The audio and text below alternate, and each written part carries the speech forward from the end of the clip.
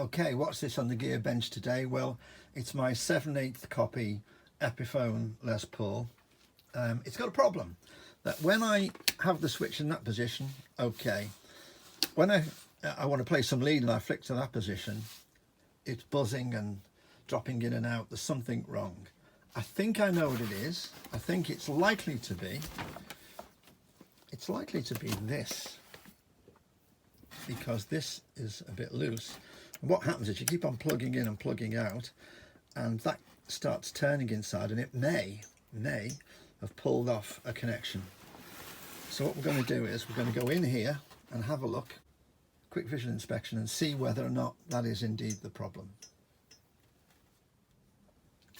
So I've got the right screwdriver, and I'm going to go in there and try and take all these out. Still got the packing plastic on here. I bought this for my boat so that I could sit on the boat, because it's only 7/8 size, it's easier to carry. And you can sit in the bog and play it if you want. Get rid of those.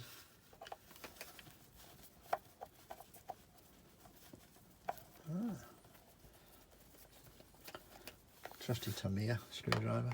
Let's see if I can just pop this. No, not going to come. Aha! Get my nails in there.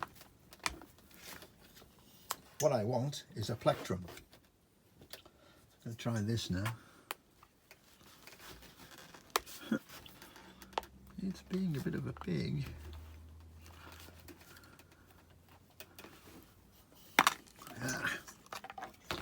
There you go. Put that somewhere safe. Below somewhere safe. Let's look inside. We can see the pots. There's a pot there. There's a pot there. What we need to do is to check this wiring coming in here from the socket. I think the best thing to do would be to take the socket off. Oh, there you go. Tamiya screwdriver. Quite good for Japanese screws. I'm not suggesting this was made in Japan or China.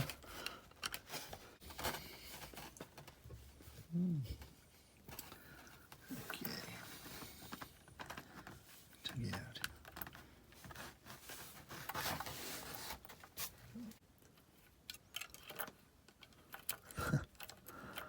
There it is. You can still see this.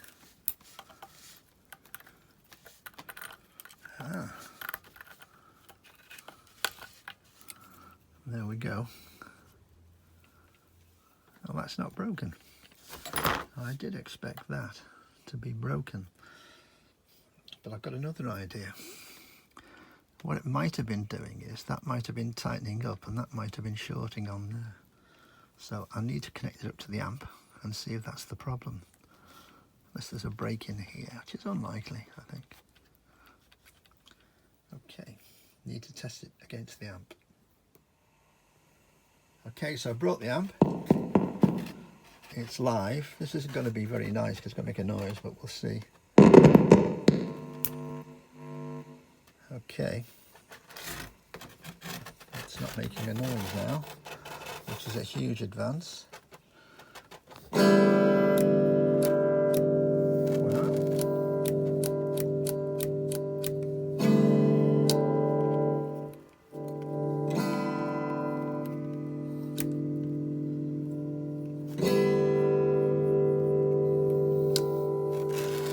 Wow, no soldering, that was it. So all that had happened was this had twisted round, I don't know if you can see this, and this braid here had come off. See that bit where it's come off? A little bit there, can you see that? Let's make that bigger. See that bit of braid against the darkness there? This bit of braid had come off and it had shorted out, or went intermittent against there. Wow. Oh, I love those sort of easy fixes. So what I'm going to do now is I'm just going to get out the soldering iron. I'm just going to solder that with a blob of solder, and Bob's your uncle.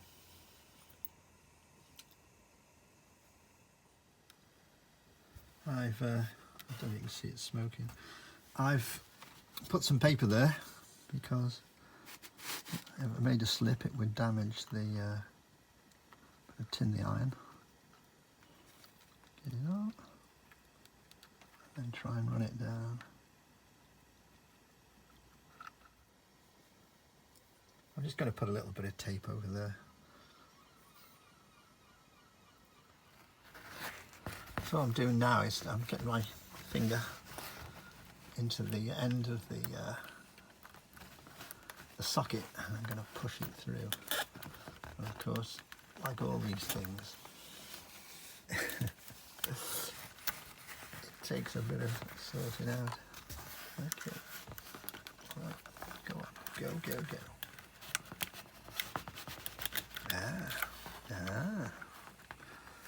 Dearie me. Okay,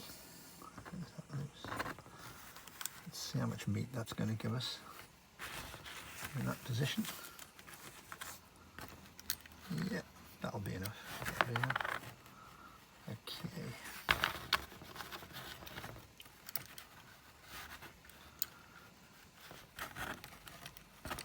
I could use my pot driver on this, which will nip it up tightly. But I'll just show you what I'm doing here. Okay, and the next step will be to put the 4 screws in.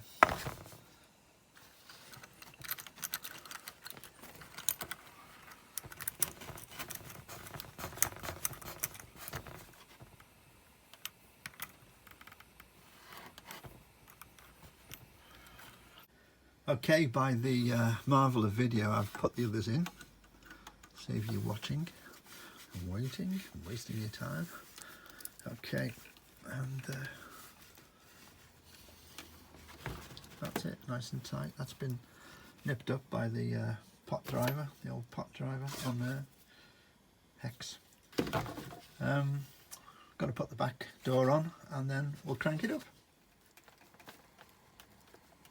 Okay, needs a bit of a clean. Let's crank it up.